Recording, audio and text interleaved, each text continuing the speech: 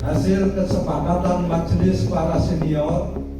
Banyak 16 anggota senior Jamaah Islamiyah atau JI menyatakan pembubaran jaringan militan yang sudah lebih dari 3 dekade beroperasi tersebut. Dalam wawancara eksklusif dengan Kompas, sejumlah tokoh senior Jamaah Islamiyah menegaskan pembubaran ini didasarkan pada kajian keilmuan dan bukan merupakan bentuk kamuflase untuk mempertahankan eksistensi.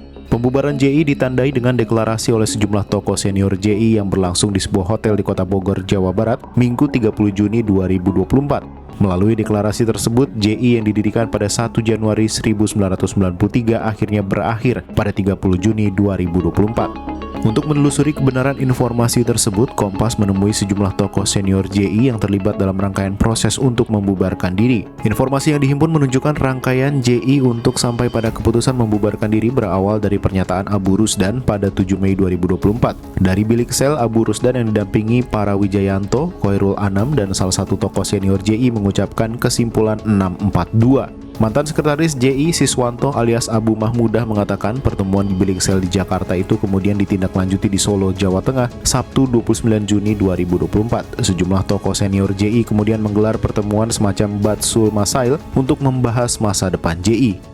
Kalau saya kemudian mengatasnamakan organisasi ini adalah lebih kepada, walaupun organisasi tidak menjadi pengambil keputusan untuk melakukan tindakan itu, tapi dia menjadi plasma bagi pelaku ini. Maka berdasar itu saya merasa bahwa sudah waktunya kita pertama menegaskan sikap, yang kedua minta maaf kepada korban, yang ketiga juga tentunya pastinya kepada negara yang dibuat sibuk oleh satu peperangan yang tanpa ujung menurut saya. Sebab sebenarnya yang dilakukan itu kan tidak diarahkan untuk melawan negara saja. Saya kan merasa kadang-kadang itu jadi lucu gini ya gitu. Dan ya absurditas itu harus dihentikan.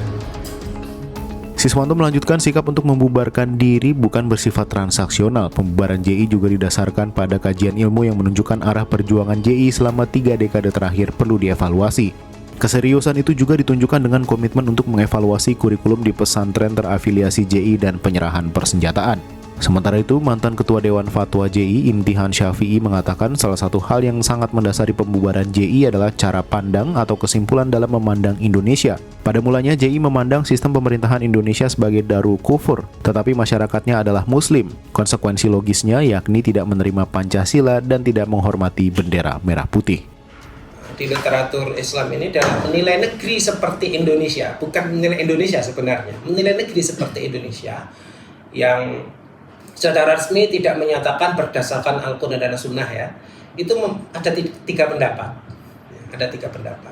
Pendapat yang pertama, pendapat yang menyatakan bahwa negeri seperti ini adalah negeri kufur, darul harbi, harus diperangi gitu.